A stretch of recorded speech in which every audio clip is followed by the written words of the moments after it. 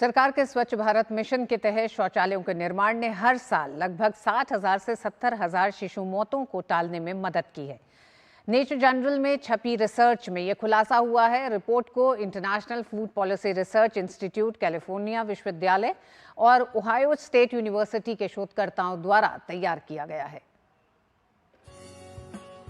वर्ष 2014 में शुरू हुआ स्वच्छ भारत मिशन पिछले एक दशक के दौरान देश के सार्वजनिक स्वास्थ्य परिदृश्य में बड़ा बदलाव लेकर आया है। हालिया शोध के अनुसार स्वच्छता मिशन के सकारात्मक प्रभावों की वजह से शिशु मृत्यु दर में काफी कमी दर्ज की गई है। रिपोर्ट के मुताबिक वर्ष 2015 से 2020 के बीच शिशु मृत्यु दर में गिरावट की दर वर्ष 2000 से 2015 की तुलना में 3 गुना ज्यादा रही। वहीं स्वच्छ भारत मिशन के बाद शिशु मृत्यु दर में कमी 9% तक पहुंच गई है।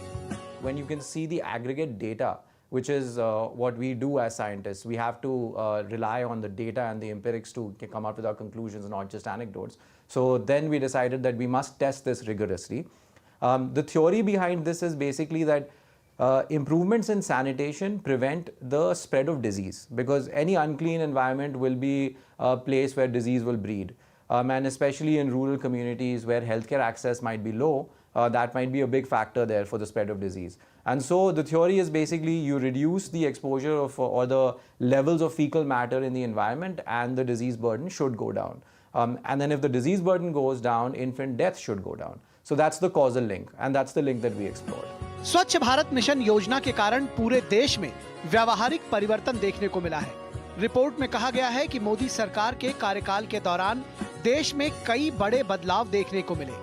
देश भर में बड़ी संख्या में शौचालयों का निर्माण हुआ, जिसके कारण खुले में शौच की समस्या का निदान हुआ।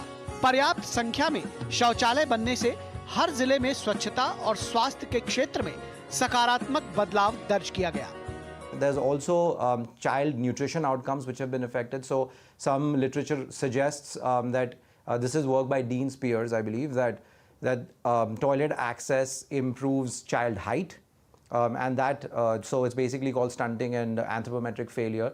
That is an indicator of long-term sort of cognitive and health development. And if that improves, then you can expect to see long-term improvements for a person's life.